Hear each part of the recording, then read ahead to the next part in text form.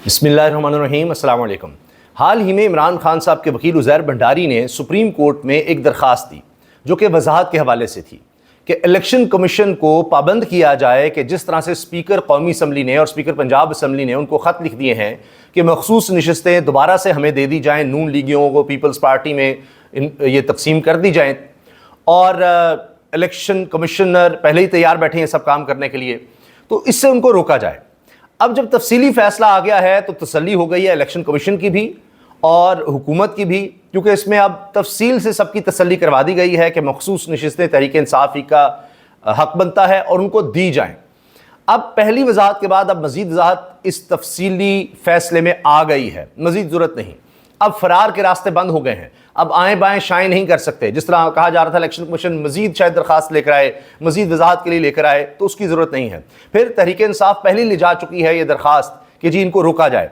अब अगर election commissioner फिर आइन की खिलाफ वर्जी करते हैं, सुप्रीम कोर्ट के अहकामात की खिलाफ वर्जी करते हैं, तो फिर देखिए फिर नतीजा भुगतने के लिए भी तैयार है। ये हुकूमत भी नतीजे भुगतने के लिए तैयार है। अगर ये समझ रहे हैं कि जिस तरह से धौंस और धमकी चलाकर या 8 जजेस को धमकाएंगे और कहेंगे जी हम भी सुप्रीम कोर्ट के फैसले नहीं मानते, पूरी बेंच के, लार्जर बेंच के, फुल कोर्ट बेंच के भी फैसले नहीं मानते, तो हम पता नहीं क्या कर लेंगे, तो फिर चला लें मुल्क। अगर इनसे इस तरह मुल्क चल सकता है तो फिर चला कर दिखाएं।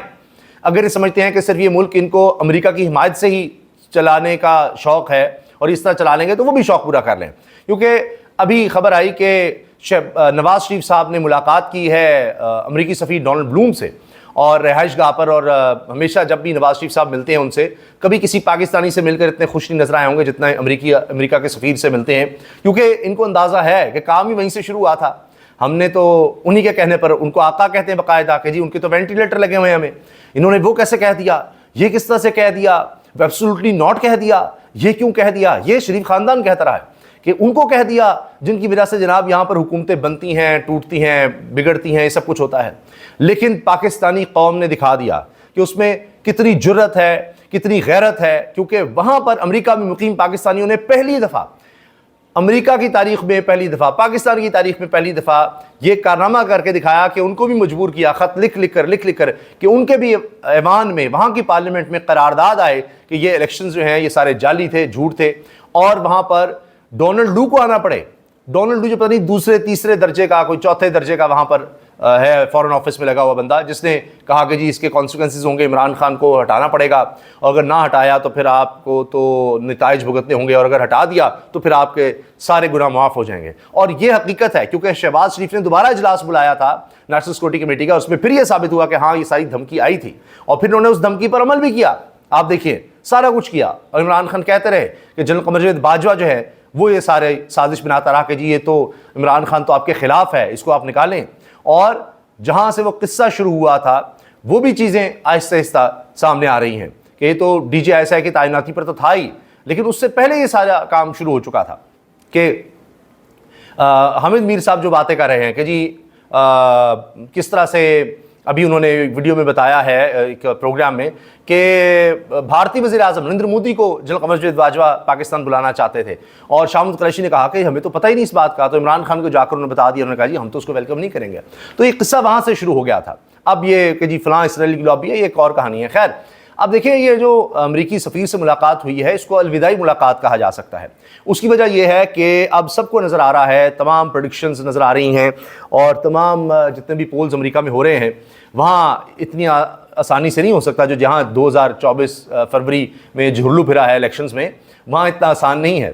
वहाँ की इस्टेब्लिशमेंट अपनी भरपूर कोशिश भी कर ले तो इतना आसान वहाँ पर नहीं होता। वहाँ का मीडिया और तरह से है, वहाँ की पब्लिक और तरह से है, वहाँ इतने सैकड़ों साल की एक हिस्ट्री है, वहाँ सिविल वॉर्स भी रही, तो उन्होंने अपने आप को काफ़ी उस लिहाज से अगर देखें तो रिफाइन कर लिया हुआ है। हम अभी उस प्रोसेस में काफ़ी पीछे हैं, आहिस्ता आहिस्ता गुजर रहे हैं, और उम्मीद है कि जिस तरह इमरान खान डट गए हैं तो अब वो वक्त आ गया कि पाकिस्तान में भी अब तरक्की याफ्ता मुल्कों की तरह एक अवेयरनेस आ रही है। खैर, तो अब डोनाल्ड ट्रंप आ रहे हैं, और बकौल मुशाहिद हुसैन सैयद के कि उसने एक फ़ोन करना है, नवंबर में इलेक्शंस हैं, और अब तो दूसरा कातलाना हमला हुआ डोनाल्ड ट्रंप पर, और उनकी मकबूलियत और ज़्यादा बढ़ गई है इसके बाद। और पहले ही जो बाइडन हैं वो तो सदारती दौर से बाहर हो चुके हैं, कमाला हैरिस हैं, तो अब देखते हैं कि क्या बनता है। लेकिन अभी तक डोनाल्ड ट्रंप जो है वो आगे ही आगे जाते चले जा रहे हैं। उनका एक अपना अंदाज़ है और वो बिल्कुल मुख्तलिफ अंदाज़ है। और वो अंदाज़ ये है कि उन्होंने कहना है कि यहाँ कोई इंटरफेरेंस बंद करो, ये यहाँ के जितने सफ़ीर हैं जिन्होंने ये क्या लगाया हुआ है कि यहाँ पर आते हैं और जनाब इंटरनल पॉलिटिक्स में सारा इन्वॉल्व होते हैं, निकलो यहाँ से। तो इमरान खान ने तो CIA के सरबराह से मिलने से इनकार कर दिया था, ये भी इमरान खान की चार्जशीट में शामिल है। तो अब जब डोनाल्ड ट्रंप आ जाएंगे तो बकौल मुशाहिद हसन सैयद साहब के नवंबर में फिर कॉल आएगी और फिर आपको सब कुछ बदलना पड़ेगा, तो बेहतर है पहले कैदी नंबर 804 से बात कर लें। तो ये जो अब मुलाकातें हो रही हैं, इसलिए मैंने कहा कि अलविदाई मुलाकातें हो सकती हैं, ये जो जाती उम्र में हुई हैं, कि शाबाश देनी होगी कि बड़ा आपने बेहतरीन अब तक सर्व किया है हमारे इंटरेस्ट को, बड़ा ज़बरदस्त आप जा रहे हैं हमारे हुक्म पर, आपने जिस तरह तहरीक एतमाद भी हुई, सारा कुछ हुआ, तो शाबाश। अब देखते हैं आगे क्या होता है कि हम जब गए तो हम पूरी कोशिश करेंगे कि जाते हुए सेटअप में आपके लिए कुछ गुंजाइश बना कर जाएं, लेकिन देखते हैं कि नवंबर में इलेक्शंस के बाद, अमेरिकी इलेक्शंस के बाद क्या बनता है, क्योंकि खबर ये है कि अमेरिका में एक और करारदाद की तैयारी है और उसके बाद और चीखें निकलेंगी इस हुकूमत की कि जी ये क्या हो गया, वो क्या हो गया, क्योंकि ये यहाँ सिर्फ पाकिस्तानी जो पाकिस्तान में रह रहे हैं सिर्फ वही इनसे तंग नहीं है, जो ओवरसीज़ पाकिस्तानीज़ हैं वो भी इनसे बहुत ज़्यादा तंग हैं। तभी तो आप देखिए ये किसी और मुल्क में जाते हैं तो छुपते फिरते हैं कि इतनी आसानी से भी बरतानिया में नहीं फिर सकते, वहाँ भी पाकिस्तानियों की बड़ी तादाद है, वो भी इनके खिलाफ एहतजाज शुरू कर देते हैं, क्योंकि वहाँ पर पाकिस्तानी देखते हैं कि यहाँ रूल ऑफ लॉ है, हमारे मुल्क में क्यों नहीं है, यही हमारे मुल्क में हो, हमारा मुल्क इनसे बहुत ज़्यादा आगे हो, बहुत ज़्यादा बेहतर है हर लिहाज से, सिर्फ रूल ऑफ लॉ वहाँ हो जाए। ये वाइसरॉय बने होते हैं, यहाँ कर याशियाँ करते हैं, दौलत यहाँ पर सारी बनाते हैं और वहाँ सिर्फ इक़्तिदार के लिए चले जाते हैं, इसलिए वहाँ पर इतना रिएक्शन आता है और इनके लिए मुश्किल हो जाती है। इसके साथ जनाब आप देखें कि ये जो तफसीली फैसला है, इससे एक तीर से कई शिकार हुए हैं। इलेक्शन कमीशन की तसल्ली होगी, हुकूमत की तसल्ली हो गई, और इमरान खान साहब के वकील जो गए थे इनको इलेक्शन कमीशन को रोकने के लिए, अब उनको भी पता लग गया है। और यही वजह है कि इलेक्शन कमीशन बार बार कोशिशें करने के बावजूद, ऊपर से उनको हुक्म भी आ चुका है, फिर भी अभी तक वो नोटिफिकेशन नहीं कर रहा उन मखसूस नशिस्तों का। अगर इधर से नहीं कर रहा तो उनको भी उस तरह से नहीं मिल पा रही, और एक और इजलास बेनतीजा ख़त्म हो गया है, क्योंकि इनको मुसीबत पड़ी हुई है कि ये इतनी आसानी से नहीं ये फुल कोर्ट के फैसले को रद्द कर सकते, क्योंकि एनार्की होगी, उसके बाद कभी ना कभी इनके खिलाफ कार्रवाई होगी, ये आर्टिकल 6 की ज़द में आएंगे।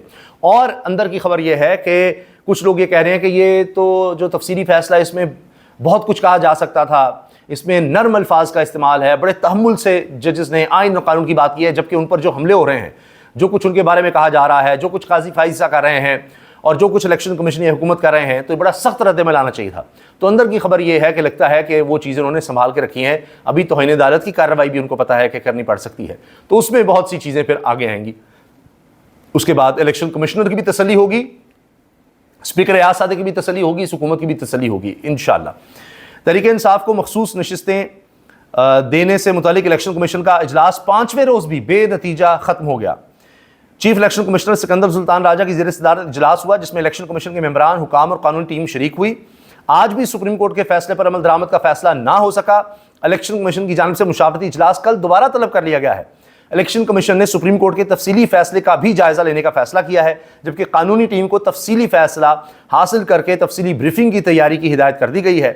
अच्छा, अब आप देखिए कि मखसूस नशिस्तों का फैसला तहरीक इंसाफ के हवाले से हो चुका कब से, और आए बाएँ हो रही है। यही अगर कोई फैसला काजी फैसल साहब नून लीग के हक में दें, मौजूदा हुकूमत के हक में दें, किसी इजलास की जरूरत नहीं होती, ऐसे जनाब फौरी तौर पर उस पर बरामद होता है। बिल्कुल उस तरह जिस तरह अभी आपने देखा कि सदारती ऑर्डिनेंस आया, काजी फैसल साहब जिसके खिलाफ खुद फैसला दे चुके हैं कि इस तरह सदारती ऑर्डिनेंस नहीं आ सकता, ये गैर कानूनी है, गैर आईनी है, उस पर चंद घंटों के अंदर अभी उस ऑर्डिनेंस की स्याही भी खुश्क नहीं हुई थी कि काजी फैसल साहब ने खुद अमल करके दिखा दिया।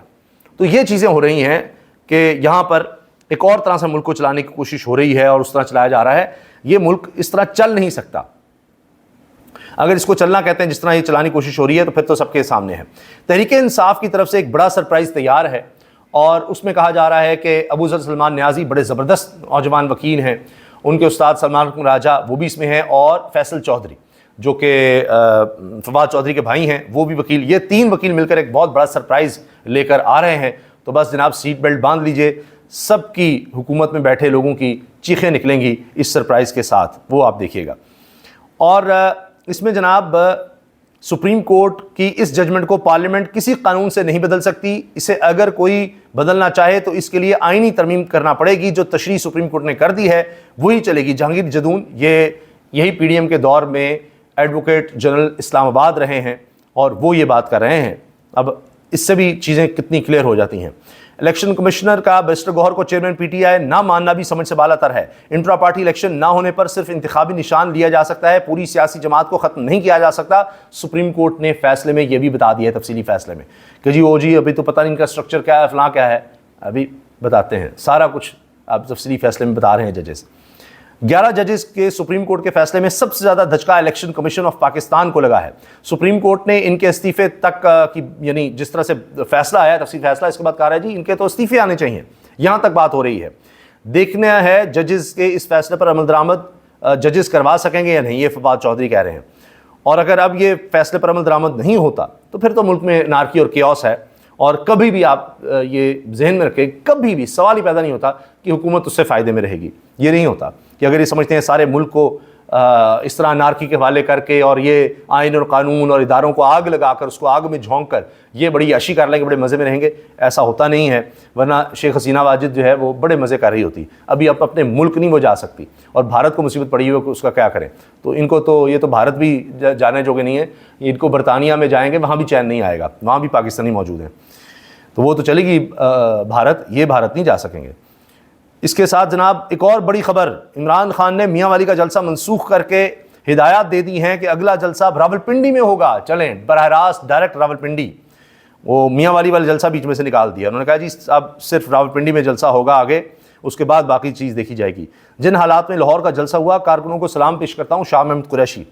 तो इसमें तो अब अंदाज़ा लगाएं कि जिस तरह से जलसा हो गया है, इसमें अब शाह महमूद कुरैशी ही नहीं, मैं देख रहा था कि बड़े बड़े अदाकार और कंपेयर वो जा रहे थे। उन्होंने कहा जिस तरह कंटेनर लगे हुए थे, सोच भी नहीं कोई सकता कि कोई वहाँ से गुजर सकता है, कुछ कर सकता है।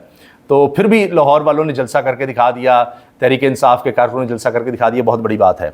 इमरान खान ने कहा है गर्मियों का जलसा शाम में होता है और ये कहते हैं कि 6 बजे जलसा ख़त्म कर दो। तो ये तो इनके साथ ये किया गया है, मगर बहरहाल बड़ी बात है कि जलसा हुआ, कामयाब हुआ। और उसके बाद आप देखिए कि अभी तक उसके आफ्टर शॉक्स हैं कि कैसे हो गया। अब बैठे होंगे कि किसने की करवाया, कहाँ कहाँ गलतियाँ हुई, आइंदा अब क्या करना है, अब रावलपिंडी में कौन सा जुल्म का बाजार गर्म करना है, किस तरह इनका जलसा रोकें। इमरान खान तो पीछे नहीं हट रहा, वो तो अब कह रहा है मियाँ वाली नहीं, अब डायरेक्ट रावलपिंडी में ही जलसा होगा, उसके बाद फिर आगे देखेंगे। इजाज़त दीजिए, अल्लाह हाफ़िज़।